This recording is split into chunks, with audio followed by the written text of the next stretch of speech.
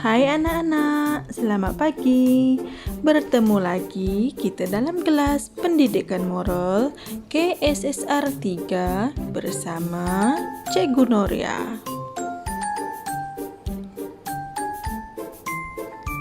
Tajuk kita pada hari ini adalah 8 perpuluhan sifar keadilan, standard kandungan 8.1 bersikap adil dalam keluarga, dan standard pembelajaran 8.1.1 iaitu menyatakan sikap adil terhadap keluarga dalam perlakuan seharian. Anak-anak, apakah maksud keadilan? Baiklah, untuk pengetahuan anak-anak, keadilan adalah tindakan dan keputusan yang saksama serta tidak berat sebelah. Keputusan yang saksama serta tidak berat sebelah.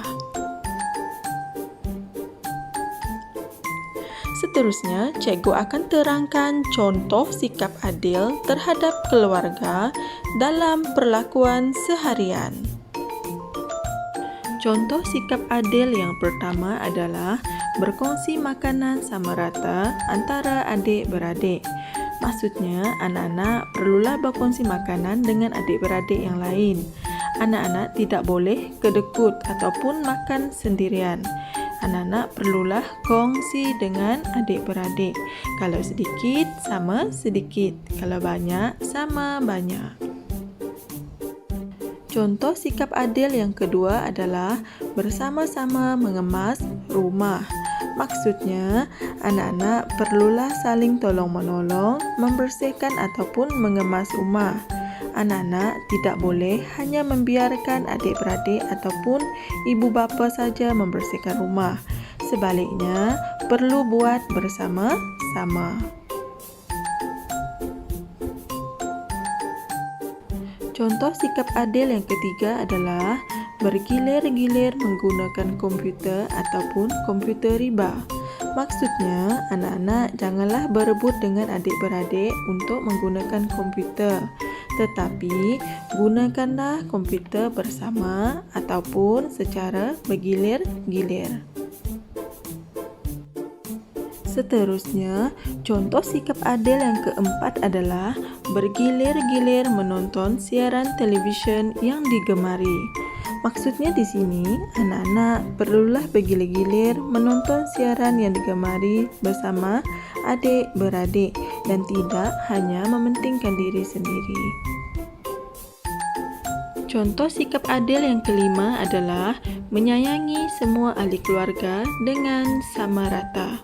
Maksudnya, anak-anak perlulah sayang semua ahli keluarga anak-anak dengan sama dan tidak pilih kasih.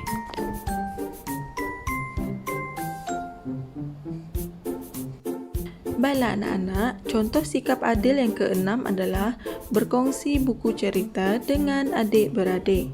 Maksudnya, anak-anak perlulah berkongsi buku cerita ataupun meminjamkan buku cerita kegemaran anak-anak kepada adik-beradik yang lain. Bacalah bersama-sama. Contoh sikap adil yang ketujuh adalah berkongsi alat tulis dengan adik-beradik. Maksudnya, anak-anak perlulah berkongsi alat tulis bersama adik-beradik yang lain. Sekiranya adik tak ada pensel warna, jadi boleh pinjamkan. Contoh sikap adil yang terakhir adalah berkongsi barang permainan. Maksudnya, anak-anak perlulah berkongsi barang permainan dan bermain bersama adik-beradik yang lain. Ini juga menyebabkan kita akan berasa lebih seronok. Baiklah anak-anak, secara kesimpulannya, hari ini kita telah mempelajari contoh sikap adil terhadap ahli keluarga dalam kehidupan seharian. Contoh yang pertama, berkongsi makanan sama rata antara adik-beradik. Contoh yang kedua, bersama-sama mengemas rumah. Contoh ketiga, bergilir-gilir menggunakan komputer ataupun komputer riba. Contoh keempat, bergilir-gilir menonton siaran televisyen yang digemari. Contoh kelima, menyayangi ahli keluarga dengan sama rata. Contoh yang keenam, berkongsi buku cerita. Contoh yang ketujuh pula, berkongsi alat tulis dengan adik-beradik.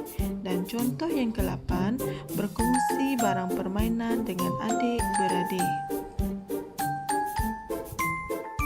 Baiklah anak-anak, sekian saja untuk hari ini. Terima kasih di atas perhatian yang telah diberikan. Jumpa lagi. Bye.